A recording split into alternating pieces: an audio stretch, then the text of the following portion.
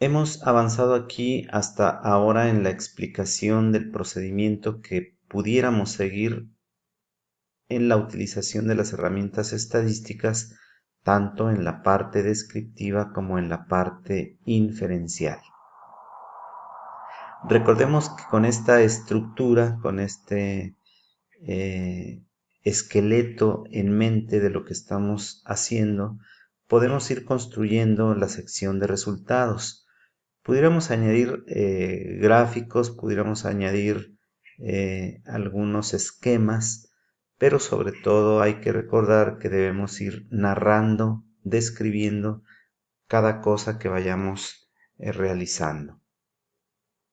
Sobre la base de este mapa en la estadística inferencial, pudiéramos terminar construyendo una tabla parecida a esta, en donde la primera columna tendría el nombre de las variables en las que hemos trabajado, y luego hablaríamos, por ejemplo, de los grupos, grupo 1, grupo 2, y daríamos pues las bases o los rasgos principales, valores numéricos en este caso, que deberán ser comparados.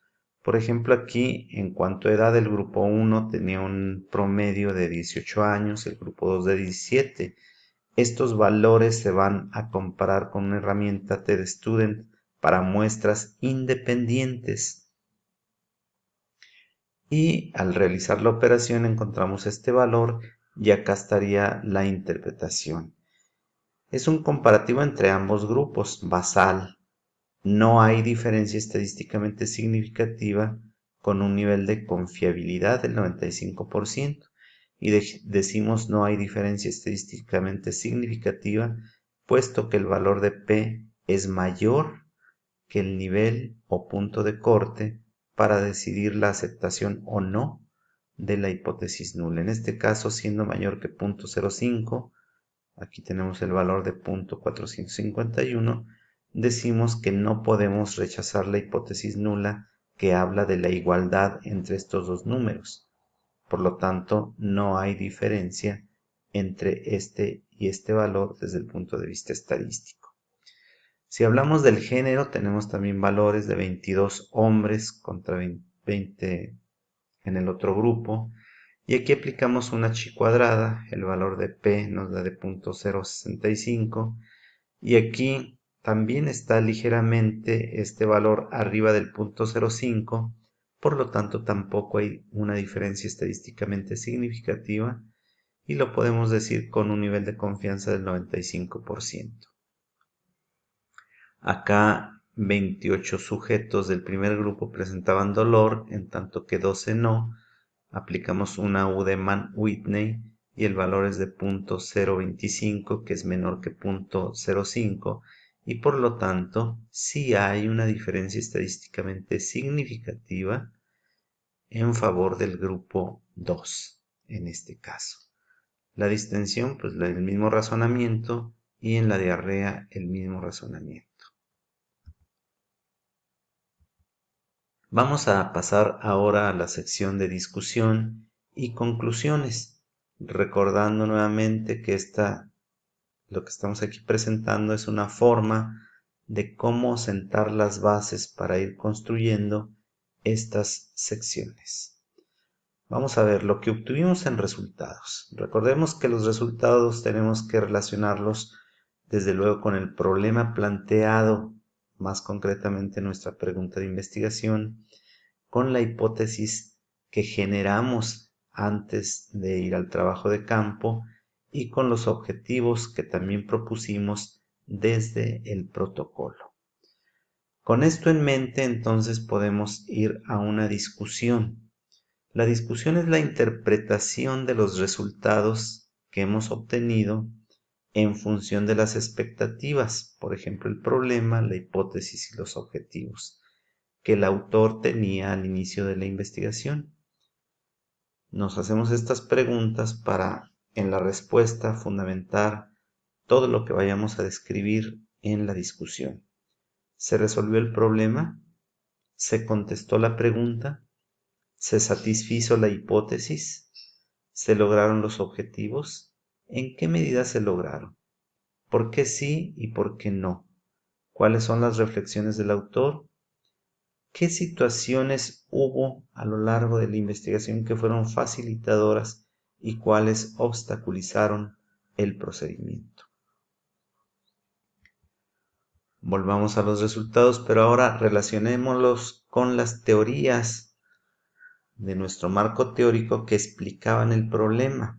También relacionemos estos resultados obtenidos con otros resultados de otras investigaciones similares que nosotros habíamos colocado en la parte de antecedentes científicos de nuestro marco teórico. Una vez teniendo en mente esto, podemos seguir construyendo la parte de la discusión. ¿Es nuestra interpretación de nuestros resultados compatible o está en sintonía con la información contenida en el marco teórico que nosotros construimos? ¿Los resultados son consistentes con la teoría? ¿Abonan o contradicen a la teoría? ¿Son nuestros resultados similares o muy distintos a otros resultados obtenidos por otros autores y que nosotros documentamos en nuestros antecedentes científicos dentro del marco teórico? ¿Cuál es la reflexión del autor, es decir, de nosotros, en relación a estas comparaciones? Estos, vuelvo a repetir, son los elementos que nos permitirán construir, narrar, describir, interpretar, concluir en la sección de discusión. Considerando tanto los resultados como la discusión, se puede llegar a algunas conclusiones. Y aquí quisiera hacer un llamado de atención para que vean, revisen el documento ejemplo de redacción de la sección resultados y discusión que está en esta misma carpeta.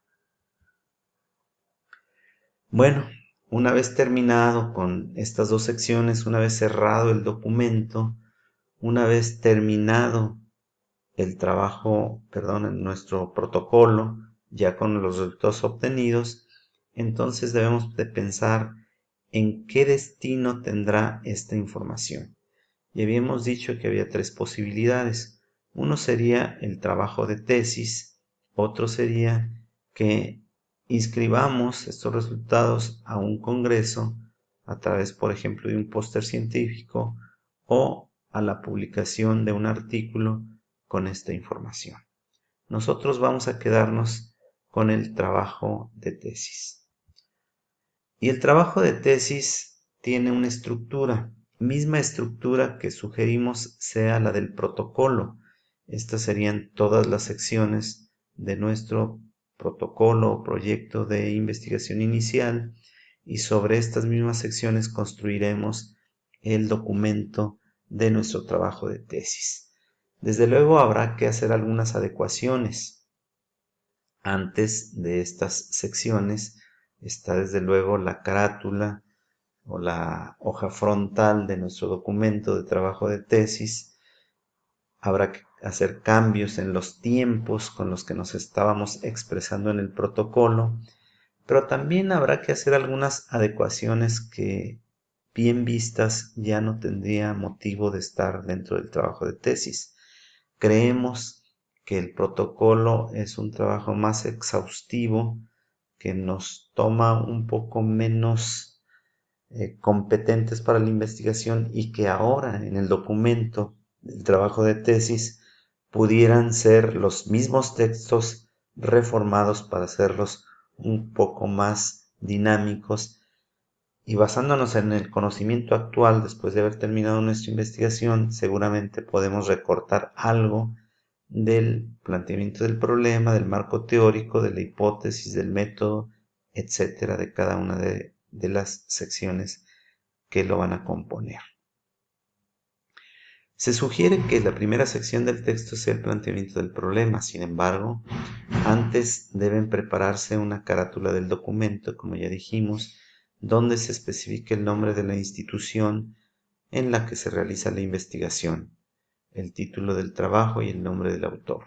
Se debe también escribir un resumen en tiempo pasado, que contemple en 250 palabras todo lo que el proyecto cubre. Deben implementarse una página para agradecimientos y enseguida otra para un índice o contenido de materias. Las primeras secciones, es decir, estas, introducción, problema, marco teórico y justificación, así como hipótesis y objetivos, deben estar redactadas en tiempo presente. Todas estas secciones en rojo, que son parte del método, deben estar expresadas en el texto en un tiempo verbal pasado. Y estas últimas, que son las que están señaladas en verde, deben estar expresadas en el texto en un tiempo verbal presente. No debe olvidarse a lo largo de todo el documento insertar las citas sobre las que se fundamentan las ideas y al final las referencias bibliográficas correspondientes. Cuidar la sintaxis y ortografía de manera especial. Con esto lo que estamos diciendo es que será nuestra guía para la construcción del documento trabajo de tesis con estas especificaciones, y con eso tendríamos o llegaríamos a la conclusión de esta primera finalidad del destino de nuestra investigación, que en este caso la constituye un trabajo de tesis.